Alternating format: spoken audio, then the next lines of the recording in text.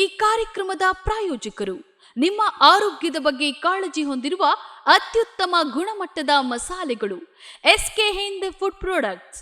Heat healthy, stay healthy. ದೇಹಕ್ಕೆ ಆರೋಗ್ಯ, ಮನಸ್ಸಿಗೆ ಉಲ್ಲಾಸ ನೀಡಬಲ್ಲ ಹಣಪಾನೀಯಗಳು, ನೈಸರ್ಗಿಕ ಶಕ್ತಿ, ಸರಿಸಾಟಿ ಇಲ್ಲದ ರುಚಿ.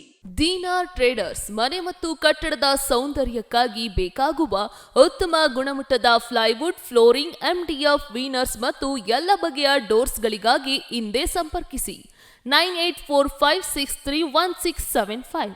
ನ್ಯಾಷನಲ್ ಹ್ಯಾಂಡಿಕ್ರಾಫ್ಟ್ಸ್ ಮನೆಯ ಸೌಂದರ್ಯಕ್ಕೆ ಬೇಕಾಗುವ Maharaja sofa set, dining and dressing table set, cot, ದಿವಾನ್, ರಾಕಿಂಗ್ ಚೇರ್ಸ್ ಹಾಗೂ ಇನ್ನು 10 ಹಲವು ಬಗೆಯ ಫರ್ನಿಚರ್ಸ್ಗಳಿಗಾಗಿ ಎಂದೇ ಭೇಟಿಯನ್ನ ನೀಡಿ. ಹೆಚ್ಚಿನ ಮಾಹಿತಿಗಾಗಿ ಸಂಪರ್ಕಿಸಿ 7204081880. ಪ್ರೈಮ್ ನ್ಯೂಸ್ಗೆ ಸ್ವಾಗತ. ನಾನು ಪವಿತ್ರ ಗೌಡ. ಮೊದಲಿಗೆ ಹೆಡ್ಲೈನ್. ಸಿದ್ದರಾಮಯ್ಯ ರಾಜೀನಾಮೆ ನೀಡಬೇಕೆಂಬ ಬಿಜೆಪಿಯ ಹೋರಾಟ ಅರ್ಥಹೀನ. ಕೈ ಶಾಸಕರು ಹೈಕಮಾಂಡ್ ಸಿದ್ದರಾಮಯ್ಯ ಪರವಾಗಿದ್ದಾರೆ. ಸತೀಶ್ ಜಾರಕಿಹೊಳಿ ಹೇಳಿಕೆ. ಅತ್ಯಾಚಾರ ಆರೋಪ ಪ್ರಕರಣ ಶಾಸಕ ಮುನಿರತ್ನ 12 ದಿನ ಎಸ್ಐಟಿ ವಶಕ್ಕೆ. ಜನಪ್ರತಿನಿಧಿಗಳ ವಿಶೇಷ ನ್ಯಾಯಾಲಯದಿಂದ ಆದೇಶ. ಭ್ರಷ್ಟಾಚಾರ ಬಯಲಾದ ಮೇಲೂ ಸಿಎಂ ಕುರ್ಚಿಗೆ ಅಂಟಿಕೊಳ್ಳೋದು ನಾಚಿಕೆಗೇಡು. ಸಿಎಂ ಸಿದ್ದರಾಮಯ್ಯ ರಾಜೀನಾಮೆಗೆ ರಾಹುಲ್ ಗಾಂಧಿ ಸೂಚಿಸಲಿ. ಪ್ರಹ್ಲಾದ್ ಜೋಶಿ ತಿರುಗೇಟು. ನಮ್ಮ ಮುಖ್ಯಮಂತ್ರಿಗಳು ಯಾವುದೇ ತಪ್ಪು ಮಾಡಿಲ್ಲ, ಯಾವುದೇ ತನಿಖೆ ನಡೆದರೂ ದೋಷ ಮುಕ್ತರಾಗ್ತಾರೆ. ಡಿಸಿಎಂ ಡಿಕೆ ಶಿವಕುಮಾರ್ ವಿಶ್ವಾಸ. ಮುಸ್ಲಿಮರ ಕುರಿತು ಪ್ರಚೋದನಕಾರಿ ಭಾಷಣ, ಪ್ರತಾಪ್ ಸಿಂಹ ವಿರುದ್ಧ FIR. Shahapur PSI D V Nayak ಅವರು ಸ್ವಯಂ ಕೃತ ದೂರು ದಾಖಲು. ಕಾಂಗ್ರೆಸ್ ಪಕ್ಷದ ಎಲ್ಲಾ ಶಾಸಕರು ಹೈಕಮಾಂಡ್ ಮುಖ್ಯಮಂತ್ರಿ ಸಿದ್ದರಾಮಯ್ಯ ಬೆನ್ನಿಗೆದ್ದು ಅವರು ರಾಜೀನಾಮೆ ನೀಡುವ ಪ್ರಶ್ನೆಯೇ ಇಲ್ಲ. ಕಾನೂನು ರೀತಿಯಲ್ಲಿ ಹೋರಾಟ ಮಾಡಲಿದ್ದೇವೆ. ನೈತಿಕ ಹೊಣೆ ಹೊತ್ತು ಸಿದ್ದರಾಮಯ್ಯ ರಾಜೀನಾಮೆ ನೀಡಬೇಕೆಂಬ ಬಿಜೆಪಿ ಹೋರಾಟ ಅರ್ಥಹೀನ ಎಂದು ಲೋಕೋಪಯೋಗಿ ಸಚಿವ ಸತೀಶ್ ಜಾರಕಿಹೊಳಿ ಪ್ರತಿಕ್ರಿಯೆಯನ್ನು ನೀಡಿದ್ದಾರೆ. ಹೈಕೋರ್ಟ್ ತನಿಖೆಗೆ ಆದೇಶವನ್ನು ನೀಡಿದೆ. ತನಿಖೆಯಾಗಿ ಅದರಲ್ಲಿ ಸಿದ್ದರಾಮಯ್ಯನವರು ತಪ್ಪು ಮಾಡಿದ್ದಾರೆಂದು ಕಂಡು ಬಂದರೆ ನೈತಿಕ ಹೊಣೆ ಹೊತ್ತು ರಾಜೀನಾಮೆ ನೀಡಬೇಕಾಗ್ತದೆ.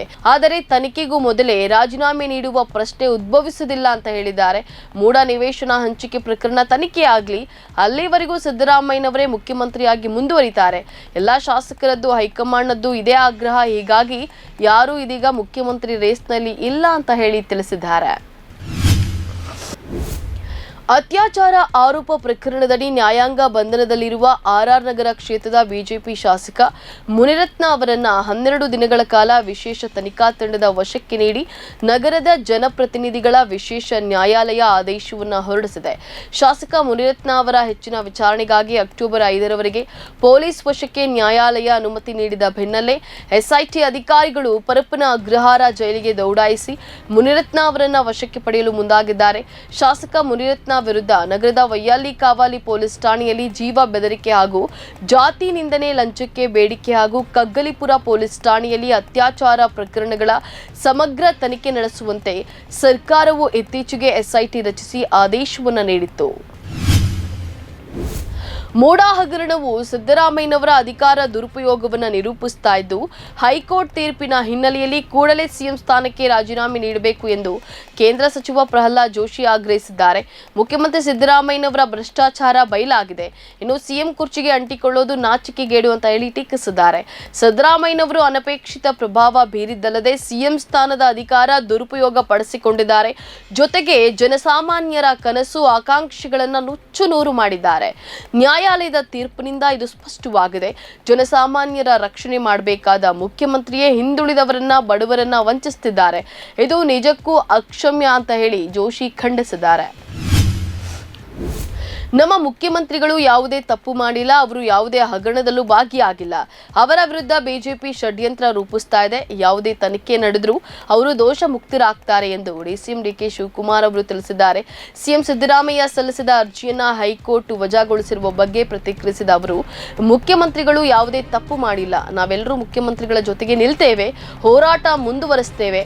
ಅವರು ಮಾಡಿರುವ ಕೆಲಸ, ರಾಜ್ಯದ ಜನರಿಗೆ ನೀಡಿರುವ ಯೋಜನೆಯನ್ನ ಬಿಜೆಪಿಯವರಿಂದ ಸಹಿಸಲು ಸಾಧ್ಯವಾಗ್ತಾ ಇಲ್ಲ.